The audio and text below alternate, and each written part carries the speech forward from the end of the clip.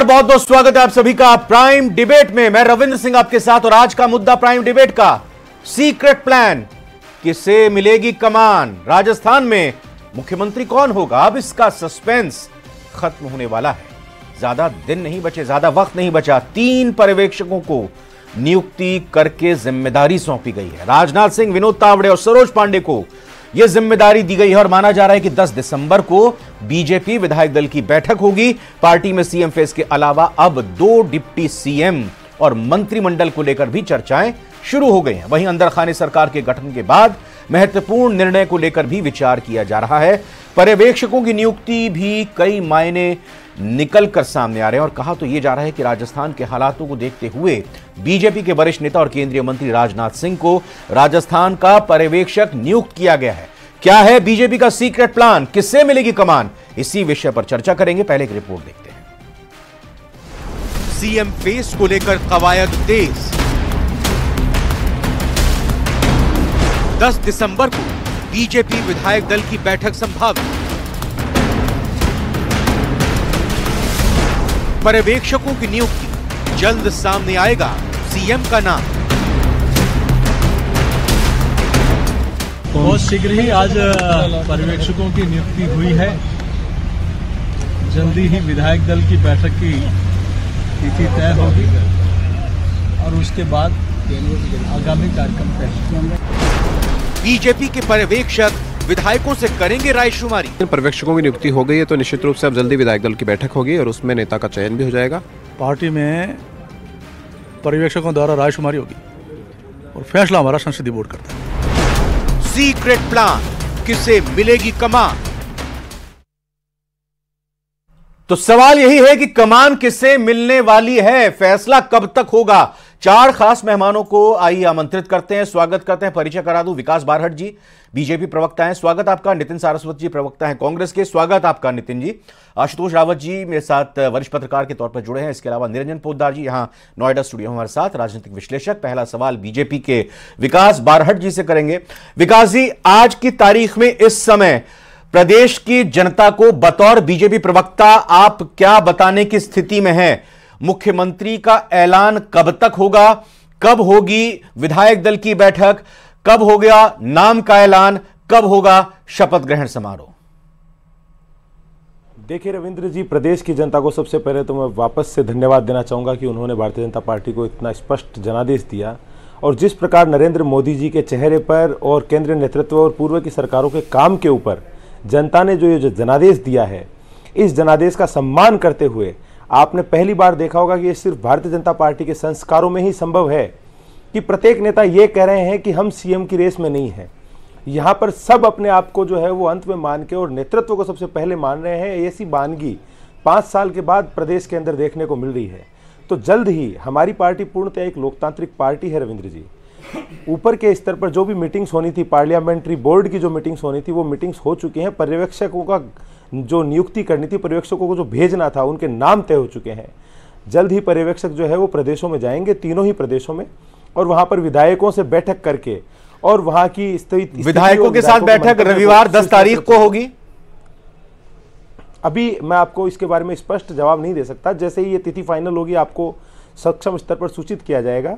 छत्तीसगढ़ में जानकारी मिल रही है रविवार को होगी, मध्य प्रदेश में सोमवार को होगी। आप अभी बतौर बीजेपी प्रवक्ता राजस्थान ये बताने की स्थिति में नहीं है कि राजस्थान विधायक दल की बैठक पर्यवेक्षकों के साथ कब होगी। मैं शाम से ही बिजी हूं चैनल्स पे, तो हो सकता है कि मैं जानकारी नहीं जुटा पाया हूं जी, लेकिन जल्द ही ये बैठक होगी और इसके अंदर जो भी विधायकों का मंतव्य होगा वो पर्यवेक्षक जो है वो शीर्ष स्तर के ऊपर पार्लियामेंट्री बोर्ड तक पहुंचाएंगे और उसके बाद एक ऐसे नेता का चयन किया जाएगा जिस प्रकार प्रधानमंत्री इस देश के प्रधान सेवक का दावा करते हैं, उसी प्रकार राजस्थान, छत्तीसगढ़ और मध्य प्रदेश तीनों ही राज्यों के लिए वहां के प्रधान सेवक की नियुक्ति जो है वो जल्द ही की जाएगी और जनता को उनके अनुरूप मुख्यमंत्री जो है वो दिया जाएगा। नितिन सारस्वत जी, जनता के अनुरूप बहुत जल्द मुख्यमंत्री मिलने वाला है राजस्थान। देखिए रविंद्र जी, मैं कहना चाहता हूं कि स्पष्ट बहुमत के बाद में कब मिलेगी कमान और भाजपा में मच रहा सियासी घमासान। आप ये देखिए कि राजस्थान की जनता देख रही है कि ये दूल्हा तय नहीं कर पा रहे। जो हम शुरुआत में कहते थे कि ये खंड खंड में बटे हैं, उसकी मैं बानगी आपको बताना चाहता हूं, अगर आप 2 मिनट दे, कालीचरण सर्राफ जी कहते हैं कि 70 विधायकों का समर्थन वसुंधरा जी के साथ है और आज तक उस बात का कोई खंडन नहीं हुआ है। ललित मीणा जी के पिताजी कहते हैं कि यहाँ पे मेरे बेटे को कैद कर लिया गया और सीपी जोशी जी उनको मिलने जाते हैं। मतलब बाड़ेबंदी के भी पूरे इंतजाम आपने देख लिए। अब दो तरीके से चुनाव होता है, या तो विधायकों की पसंद के अनुसार मुख्यमंत्री चुना जाता है या आलाकमान। अगर दो ही जनों को मिलकर तय करना है तो इतने दिन क्यों हो गए? अभी तक तो यही तय नहीं हो पा रहा है कि विधायक दल की बैठक कब होगी। और अगर जो हमारे विधायक है वो चाहते हैं तो फिर वसुंधरा जी सामने है कि 70 विधायकों का समर्थन, वो मीटिंग कर रही है लगातार 3 तारीख के बाद में। तो उनको अगर उनकी आवाज, विधायकों की आवाज दबाई जा रही है तो कौन सी एजेंसियों का दुरुपयोग किया जाएगा? मैं तो ये कह रहा हूं कि भाई आपको जिसको बनाना है बना दीजिए। जनता इंतजार कर रही है कि हरियाणा से सस्ता पेट्रोल कब मिलेगा। मैं खुद आज पेट्रोल महंगा खरीद के आ रहा हूं, मेरी पूरी जनता। प्रधानमंत्री जी के वादा अब आपने 5 साल में पेट्रोल सस्ता नहीं किया, कुछ इंतजार तो कर लीजिए, थोड़ा सब्र कर लीजिए। 1 मिनट थोड़ा सब्र कर लीजिए। 5 साल आप तो कमान ही नहीं दे पा रहे, आप कमान ही नहीं दे पा रहे। तमाम आपने बाड़ेबंदी देख ली, आपने तमाम गुटबाजी। अभी तो मीडिया ऐसा बता रहा है जैसे कोई परिवार में बच्चे हरकत करते हैं। 25 सितंबर को क्या हुआ था? ये सब हरकतों को शरारत बता रहा है कि कितने प्यार से नटखट लोग शरारत कर रहे हैं। अगर यही कांग्रेस के अंदर हो रहा होता तो मच गया सियासी घमासान। कांग्रेस परेशान, अब आला कमान हैरान, और ये सब चीजें हम देख रहे होते हैं। लेकिन अब ऐसा हो रहा है कि कितनी प्यारी शरारतें कर रहे हैं ये लोग, आके अलग से बयान दे रहे हैं। विकास जी, शरारत का समर्थन बता रहे हैं, पसंद नहीं आ रही है नितिन जी को, कांग्रेस को। देखिए ये इनकी नाराजगी पर जरा कुछ बोल दीजिए, आप भी जवाब दे। देखिए मैं बता रहा हूं ना, इनकी गलती नहीं है। इन विचारों ने जो कुछ देखा है उसके अनुसार नहीं हो रहा ना। इनके यहाँ होता था, पहली बात तो ये समय की बड़ी सीमा की बात करते हैं। अरे भैया आपने तो 10 दिन बाद सीएम तय किया था। दूसरी बात भैया, मैंने बीच में नहीं बोला, मैंने बीच में नहीं बोला। नितिन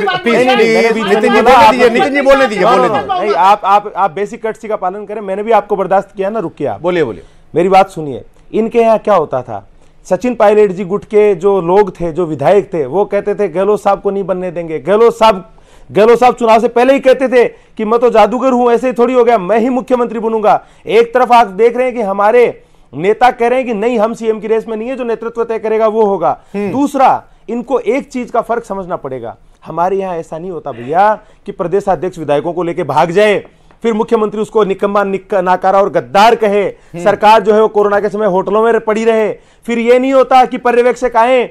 आज हमारे पर्यवेक्षक आएंगे, आप देखिएगा किस तरीके से विधायक उनसे मिलते हैं। आपके पर्यवेक्षक आए थे, विधायकों ने इस्तीफे सौंप दिए थे भैया। सीएम जैसलमेर जाके बैठ गए थे, मुंह लटके हुए थे खड़गे जी के और आपके पर्यवेक्षकों के, माकन जी के। आप किस मुंह से बात करते हैं? कम से कम थोड़ा सा। आशुतोष जी, मैं आपसे सवाल यह करना चाह रहा हूं कि 3 राज्य बीजेपी ने जीते, तीनों ही राज्यों में अभी फैसला सीएम को लेकर नहीं हुआ है, पर्यवेक्षकों का ऐलान आज हो चुका है। क्या आपको लगता है कि राजस्थान सबसे मुश्किल राज्य फिलहाल की स्थिति में दिखाई दे रहा है, जिसमें सीएम के नाम के ऐलान करने की कवायद भारी पड़ती हुई दिखाई दे रही है? क्या यह बेहतर नहीं होता कि जहां जहां स्थिति क्लियर होती जाती वहां पर ऐलान कर दिया जाता और फिर जहां थोड़ा वक्त लग रहा था तो उसको थोड़ा भले ही होल्ड पर रख दे? नहीं रविंद्र जी, मुझे ऐसा नहीं लगता है कि राजस्थान के साथ में भारतीय जनता पार्टी किसी विशेष उलझन में इस वजह से देरी हो रही है। ये भारतीय जनता पार्टी की मुझे एक सामान्य प्रोसेस लग रहा है, क्योंकि मध्य प्रदेश और छत्तीसगढ़ की भी जैसा 10 और 11 तारीख को संसदीय, माफ कीजिएगा, विधायक दल की बैठक बुलाई गई है, तो संभवतः राजस्थान की बैठक भी भारतीय जनता पार्टी 10 या 11 तारीख को बुलाएगी। और हालांकि मुझे लगता है कि जो तीनों पर्यवेक्षक आ रहे हैं, इनके जेब में उस नाम की पर्ची है कि मुख्यमंत्री कौन बनने वाला है, और यहां आकर के उस नाम को विधायक के दल के सामने रखेंगे और उस पर अपनी मोहर लगवाएंगे कि हम हाईकमान को ऑथराइज करते हैं कि वो किसी भी व्यक्ति को मुख्यमंत्री बनाए, और मुख्यमंत्री के नाम की घोषणा हो जाएगी। मुझे नहीं लगता कि भारतीय जनता पार्टी में कोई बहुत ज्यादा उठापटक की स्थिति है। हालांकि हम लोग लगातार कई नामों पर चर्चा कर रहे हैं कि बहुत सारे नाम हैं, तो स्वाभाविक तौर पर पार्टी को एक बड़ी विजय मिली है और पार्टी संगठित तौर पर चुनाव में थी, इसलिए कई नाम होना स्वाभाविक है। निरंजन पोद्दार जी, क्या आपको भी लगता है कि नाम का ये कहें कि नाम तय हो चुका है, बस अब विधायकों के साथ बैठक करके ये मैसेज देना है आला कमान का कि हाँ ये नाम तय किया है और आप सबको इनको सहयोग करना है? निश्चित रूप से देखिए रविंद्र जी, भारतीय जनता पार्टी की हम जहां कहीं भी पूरे देश के अंदर अलग अलग प्रदेशों में जहां भी भारतीय जनता पार्टी की राजनीति पे आप नज़र डालेंगे तो वहां पे आपको यही संस्कृति और यही सिस्टम नज़र आएगा कि जिस तरीके से इनका जो केंद्रीय नेतृत्व जो है या यूं इनका संसदीय बोर्ड जो इनका तय करता है और उसके बाद में जाकर के उसकी तमाम जो राज्य इकाई है और उसके बाद में जो विधायक दल है उनके साथ उनकी सहमति बनाई जाती है और सहमति बना करके और उसके बाद में वहां पे उस नाम की घोषणा की जाती है। तो निश्चित रूप से इस बार, और यहां पे अगर हम बात करें राजस्थान की, तो राजस्थान के अंदर देखिए जिस तरीके से राजनाथ सिंह जी को वहां के ऑब्जर्वर की जो कमान जीत दी गई है, राजनाथ सिंह पूर्व राष्ट्रीय अध्यक्ष भी और बहुत अनुभवी नेता है और मेरे हिसाब से राजनाथ सिंह जी जिस तरीके से लोगों के साथ कनेक्ट हैं, यानी कि चुने हुए विधायकों के साथ सभी लोग उनका पूर्ण रूप से सम्मान करते हैं और निश्चित रूप से मैं आशुतोष जी की इस बात से 100% सहमत हूं कि भारतीय जनता पार्टी में ये जो उहापोह की स्थिति नहीं है, ये भारतीय जनता पार्टी में कहीं ना कहीं ये भी इनकी भी इसमें भी कोई रणनीतिक इनकी समझ लीजिए कोई मैं एक चीज समझना चाह रहा हूं निरंजन जी आपसे कि चेहरा रिपीट नहीं करना, क्या आपको लग रहा है एक नए चेहरे की तलाश है और चेहरा रिपीट नहीं करना चाहती है बीजेपी आला कमान और इसी लिहाज से सभी की सहमति लेने के लिए इतना वक्त लग रहा है? और वो कौन सा चेहरा होगा, कैसे समीकरण सधेंगे संगठन, सरकार, प्रशासनिक व्यवस्था में 24 को ध्यान में रखते हुए, अगली बार जब चुनाव 2028 में होगा उसको ध्यान में रखते हुए? मतलब अगर आप नए चेहरे की तरफ देख रहे हैं तो ये तमाम समीकरण देख रहे हैं, क्योंकि अगर पुराने चेहरे को रिपीट करते तो फिर कहीं ना कहीं आप ज्यादा वक्त नहीं लेते। नहीं रविंद्र जी, ऐसा नहीं है। मेरा यह मानना है कि भारतीय जनता पार्टी का नेतृत्व इतना परिपक्व है कि वो मेरे हिसाब से जिस दिन चुनाव परिणाम आए थे लगभग उनके अगले दिन ही उन्होंने अपनी मनस्थिति बना चुके होंगे शायद कि भाई हमें किस व्यक्ति को क्या क्या जिम्मेदारी देनी है, मेरा यह मानना है। और उसके बाद में अब उसके अंदर उनका क्या गुणा भाग है, वो उनकी क्या सोच है, क्या उनकी संरचना है, ये तो देखिए जब नाम घोषित होगा तभी पता चलेगा। लेकिन मेरा यह मानना है कि संगठन और जो सरकार, इनके बीच में एक सामंजस्य रहे, इस चीज को देख करके भारतीय जनता पार्टी और भारतीय जनता पार्टी का जो केंद्रीय नेतृत्व है, ना तो वो इतना अक्षम है और ना इतना वो आप ये मान के चलिए कि जानकारी के अभाव उनके पास, आप ये मान के चलिए अगर 115 विधायक जीत करके आए, सबकी उनके पास एक जन्म पत्री है, उनकी एक कुंडली है और मेरे हिसाब से वो अभी निर्णय कर चुके हैं। लेकिन अब इसकी सहमति बनाना संघ और संगठन के। विकास बारहट जी, क्या उत्तर प्रदेश का फॉर्मूला राजस्थान में भी चलेगा क्या? मैं बुलडोजर फॉर्मूले की बात नहीं कर रहा हूं, मैं 1+2, एक मुख्यमंत्री या 2 उप मुख्यमंत्री। देखिए, अभी मैं कुछ भी आपको रविंद्र जी कहने की स्थिति में इसलिए नहीं हूं क्योंकि आधिकारिक तौर पर ऐसी कोई घोषणा पार्टी की तरफ से अभी नहीं हुई है। जैसे इस प्रकार की कोई भी घोषणा होगी, मैं मानता हूं कि शायद प्रेस कॉन्फ्रेंस जो है वो करके आप लोगों को बताया जाएगा। लेकिन मैं आपको ये जरूर कह देता हूं रविंद्र जी कि जो कांग्रेस के लोग पिछले कई दिनों से दावा करते आ रहे थे कि राजस्थान में रिवाज बदला जाएगा, मैं आपको ये जिम्मेदारी से कहता हूं और बड़ी प्रतिबद्धता से कहता हूं कि इस बार राजस्थान में रिवाज पक्का बदला जाएगा। इसी प्रकार के जो है वो चयन आपको देखने को मिलेंगे जो ये हर बार एक बार बीजेपी और कांग्रेस होता है। मैं आपको बड़ी जिम्मेदारी से कह रहा हूं, आप ये मेरा वीडियो रिकॉर्ड रखिएगा कि इस रिवाज को हम जरूर बदलेंगे। इसी को मद्देनजर रखकर जनता के मन भाने वाला चेहरा जो है वो उनको जल्द ही दिया जाएगा। क्या रिवाज चेहरे के तौर पर बदलेगा कि नहीं होगा? रिवाज चेहरे के तौर पर बदलेगा जी, रिवाज चेहरे के तौर पर बदलेगा। रिवाज पार्टी की कार्यशैली, और इसमें देखिए मुख्यमंत्री कहीं ना कहीं सरकार का मुखिया होता है रविंद्र जी। तो मैं मानता हूं कि प्रदेश के लिए प्रदेश का मुख्यमंत्री जो है वो भी प्रदेश के माकूल हो, प्रदेश की जनभावना के माकूल हो, ये कहीं ना कहीं बड़ा मायने रखता है संगठन की कार्यशैली के साथ। निरंजन जी एक सवाल करना चाह रहे हैं। मेरा सवाल आपने कर लिया, मेरा सवाल आपने कर लिया, मेरा भी यही सवाल था। अच्छा, यही सवाल था आपका जी। तो रिवाज बदलेगा मुख्यमंत्री के चयन को लेकर नितिन सारस्वत जी?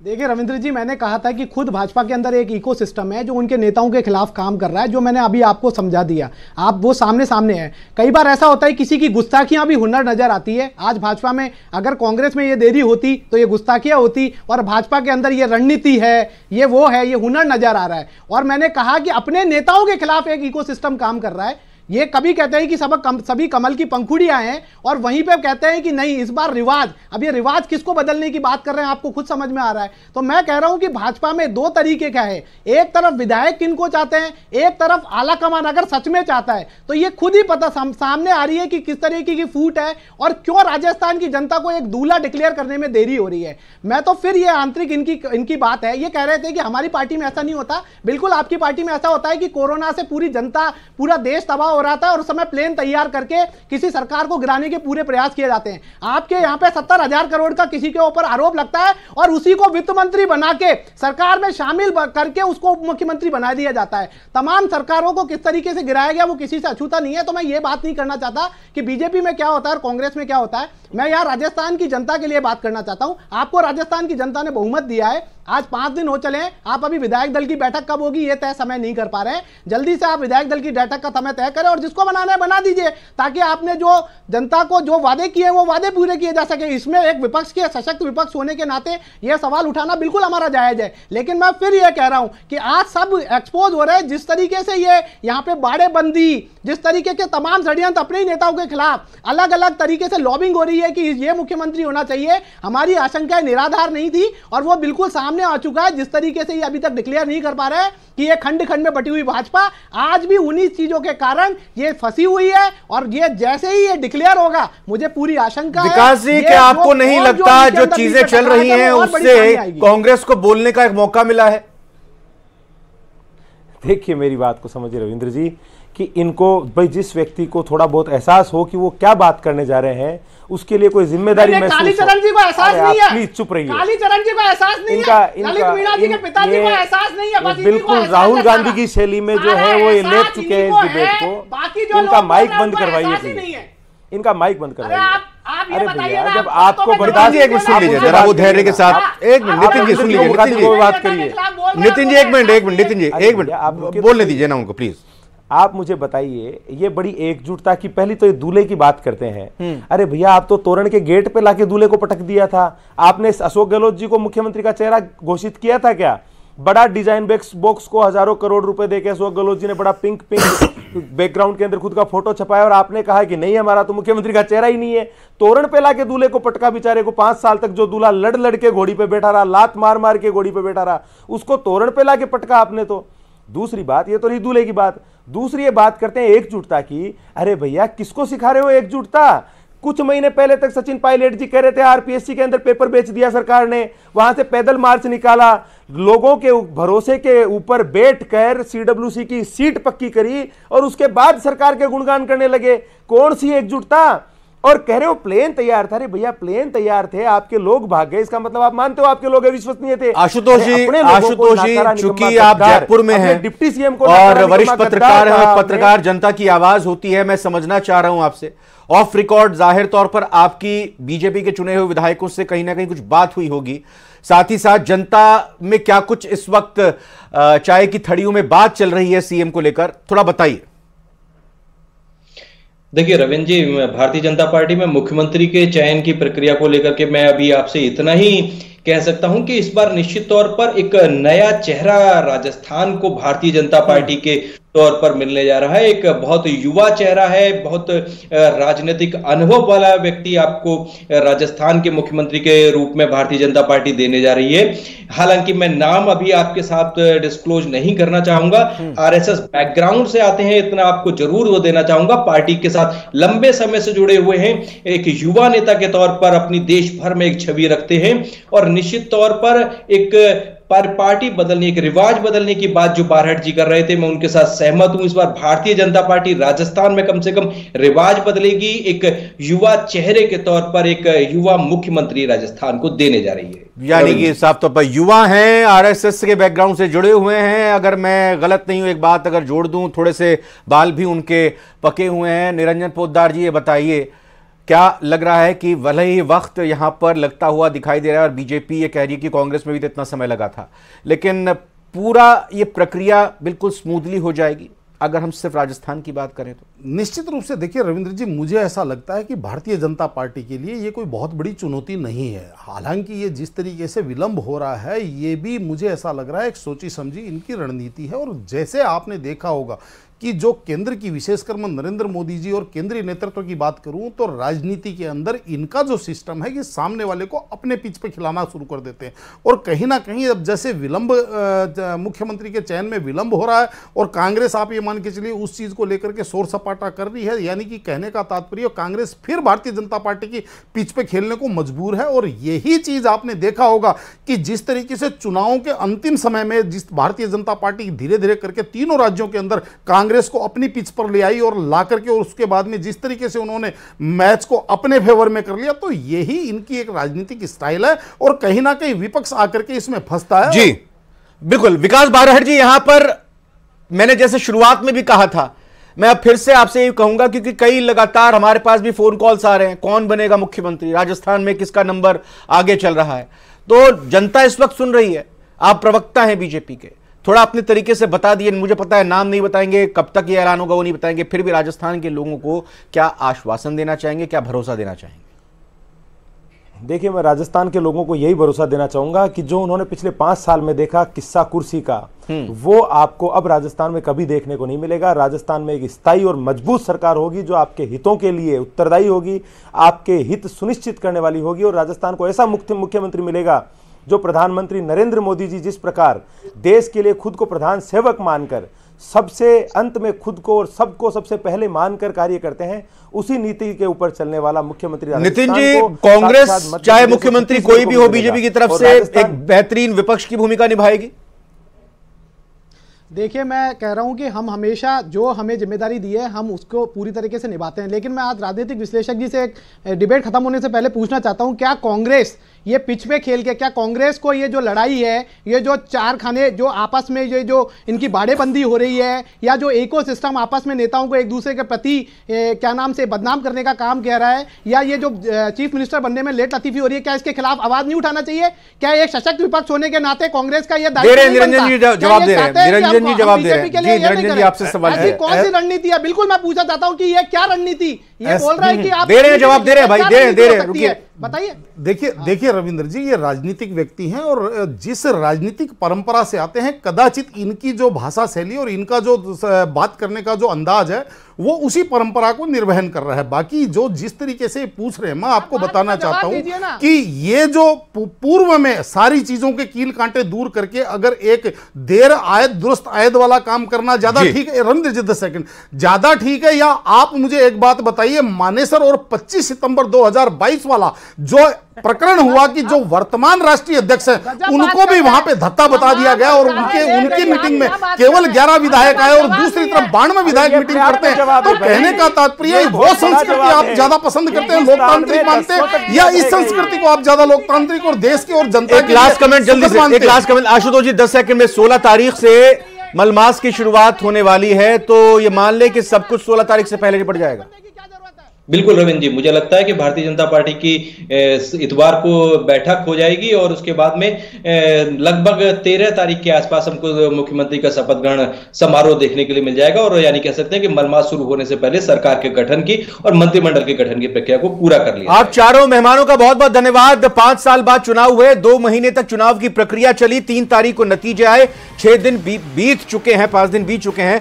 अब उम्मीद यह करनी चाहिए भले ही 2-4 दिन और निकल जाएं, लेकिन एक मुख्यमंत्री का चेहरा जो सामने आए वो राजस्थान की जनता के लिए बेहतरीन तरीके से काम करे और बीजेपी ने जो भी संकल्प पत्र में वादे किए हैं वो जल्द से जल्द पूरे किए जाएं। शुरुआत में ही उन पर काम करना शुरू किया जाए, आखिरी के 6 महीनों में नहीं। बहुत बहुत धन्यवाद। प्राइम डिबेट में फिलहाल इतना।